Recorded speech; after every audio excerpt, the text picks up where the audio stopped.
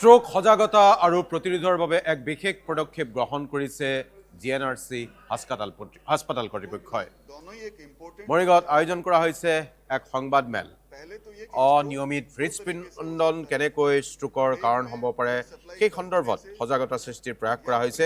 অসমত প্ৰতি বছৰে ৭২,০০০ মানুহৰ ষ্ট্ৰোক হয় আৰু ইয়াৰে প্ৰতিদিনেই ২০০ লোক আক্ৰান্ত হয়। সমগ্ৰ বিশ্বত ১.৫ কোটি লোক ষ্ট্ৰোকত আক্ৰান্ত হয় আৰু ইয়াৰে ৫০ লাখ ব্যক্তিৰ মৃত্যু ঘটে। ৫০ লাখে আজীৱন পংগুত্বৰ জীৱন আঁকোৱালি ল'বলগীয়া হয় আৰু ইয়াৰ পৰা নিজকে বচাবলৈ কি কৰিব পাৰি তাৰ বাবে ৰাইজৰ মাজত সজাগতা সৃষ্টিৰ বাবে এই বিশেষ পদক্ষেপ গ্ৰহণ কৰিছে জিএনআৰচি হাস্পাতালে।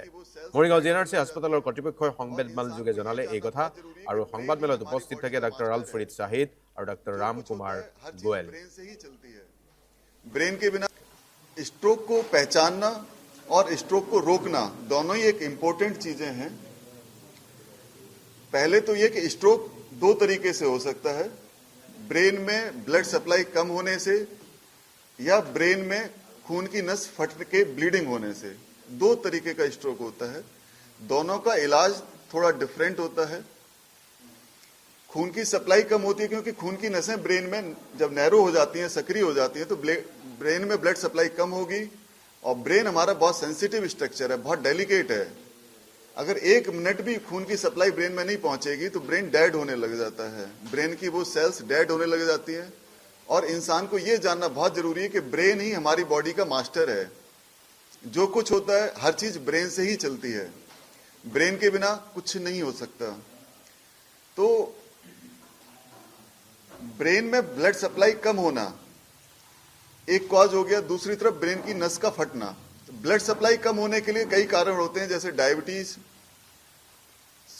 शुगर बड़ी होना, स्मोकिंग करना, उससे भी खून की सप्लाई कम होती है, ब्लड खून की नसें नैरो हो जाती हैं। अल्कोहल ड्रिंकिंग करना, है ना, स्ट्रेसफुल होना, ये सारी चीजें रेस्पॉन्सिबल होती हैं ब्रेन की ब्लड सप्लाई को कम करने के लिए। इसी तरह से दूसरी तरफ जो स्ट्रोक होता है खून की नस फटने की जो वजह से होता है, हेमरेजिक स्ट्रोक बोलते हैं हम उसे, वो होता है हाई बीपी की वजह से। ब्लड प्रेशर बढ़ना, ब्लड प्रेशर बढ़ने की वजह से खून की नस फटेगी, वहां ब्लीडिंग होगी और आगे के ब्रेन के लिए सप्लाई कम हो जाएगी, तो और ब्रेन को डैमेज करेगा, प्रेशर डेवलप होगा। तो दोनों ही तरह से ब्रेन डैमेज हो रहा होता है। इसको पहचानने के लिए एक सिंपल तरीका होता है, फास्ट करके हम इसे समझ सकते हैं। কি লক্ষণ হয় আৰু আমি কেনেকৈ প্ৰিভেণ্ট আৰু ট্ৰিট কৰোঁ ষ্ট্ৰোকটো। মই কিছুমান কথা ক'ব বিচাৰিছোঁ। যেনেকৈ জানে আপোনাৰ ষ্ট্ৰোকটো এটা ভয়াৱহ ৰোগ হয়। আমাৰ ব্ৰেইনৰ যেতিয়া অক্সিজেন নোপোৱা হয়, আমাৰ ব্ৰেইন কোষবিলাক বহুত চেঞ্চিটিভ হয় অক্সিজেনৰ কাৰণে। যেতিয়া 1 মিনিট অক্সিজেন নাপায় ব্ৰেইনৰ কোষবিলাক মৰি যায় আৰু 4 পৰা 5 মিনিটৰ ভিতৰত পাৰ্মানেণ্ট ডেমেজ হৈ যায় কোষবিলাক। সেইকাৰণে ষ্ট্ৰোকটো যিমানে সোনকালে পাৰোঁ ষ্ট্ৰোক পেচেণ্ট পালে আমি হস্পিটেলত সোনকালে আমি ট্ৰিটমেণ্ট কৰিব লাগে। বিকজ প্ৰতি মিনিটত 2 মিলিয়ন নিউৰন মৰি যায়। 2 মিলিয়ন মানে আপোনাৰ 20 লাখ। 20 লাখ যিমান ব্ৰেইনৰ কোষ থাকে প্ৰতি মিনিটত মৰি যায় কোষবিলাক। তো 1 মিনিটত 20 লাখ গ'ল, 2 মিনিটত 40 লাখ গ'ল, ইমানখিনি আমাৰ ব্ৰেইনত ডেমেজ হৈ যায়।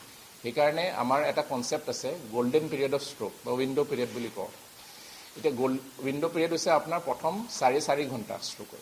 4.5 ঘণ্টা মানে হৈছে আপোনাৰ পেচেণ্টৰ যেতিয়া আপোনালোকে লক্ষণবিলাক দেখিছে, তেনেকৈ এটা এক্ৰনিমটো কৈছে আপোনালোকৰ ফাষ্ট বুলি, ফেচ ডিভিয়েশ্যন মানে মুখখন বেকা হৈছে বা কথা কওঁতে অসুবিধা পাইছে, এজ ফাৰ স্পীচ, এই মানে আৰ্ম হৈছে হাতখন দাঙি অসুবিধা পাইছে। আৰু কেতিয়াবা এনেকুৱা হৈছে মানুহজন খালি চেঞ্চেশ্যনটো প্ৰব্লেম হৈছে, হাতত যদি জিনজিন কৰিছে বা ভৰিখন জিনজিন কৰিছে, সেইটোও এটা ষ্ট্ৰোকৰ লক্ষণ হ'ব পাৰে।